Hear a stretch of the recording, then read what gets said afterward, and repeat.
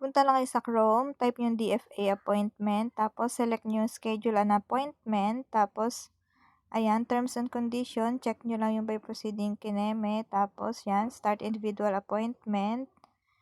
Tapos ito na yung lalabas. Ayan, pipili na kayo ng site. Kung saan kayo pinakamalapit, syempre, yun yung piliin nyo.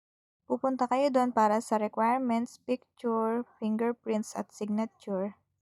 Pag napindot nyo na, ayan, confirm na, tapos next. Tapos ang lalabas naman na ito, yung date ng appointment. Yung mga naka-red, hindi na siya available. Book na siya, fully book. Next nyo na lang yung month, tapos yung naka-green na yun yung mga available, lahat ng naka-green na dates. Tapos yan, yung oras, ganun din, yung naka-green yun yung available. Pili na kayo ng oras na gusto nyo, tapos pipindutin yung I'm not a robot, ayan. Sagutan nyo lang yan, tapos verify, tapos ayan, next na ulit. Tapos ito na yung lalabas niyan.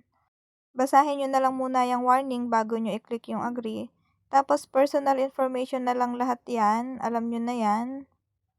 Pag may fill up na lahat, click lang yung next. Tapos ito naman yung father's information, tsaka yung mother's information. Siyempre, yung sa mother, yung maiden name niya, yung apelyido ng dalaga ang ilalagay nyo. Pagtapos na, click nyo lang yung next. Para sa mga bagong application, new ang pipindutin nyo dito. New. Tapos, basis sa Philippine citizenship, kung PSA ang ipapresent nyo, di birth ang ilalagay nyo dyan. Ayan, pindutin nyo na yung birth. Tapos yan, foreign passport, no. Emergency contact person na. Tapos, contact number. Tapos, click lang yung next. Tapos, ito na ulit yung lalabas. Yan, complete address, city. Okay, occupation. Kung wala naman trabaho, pwede ilagay ay none. Kung meron, ilagay nyo yung trabaho nyo. Tapos, click next. Ito na yung kasunod, information review. Ayan, dapat tama lahat ng details nyo dyan, kaya i-check nyo mabuti. Tapos, ayan, sagutan nyo lang ulit to. After none, basahin nyo ulit tong note bago nyo i-check yung box. Tapos, confirm.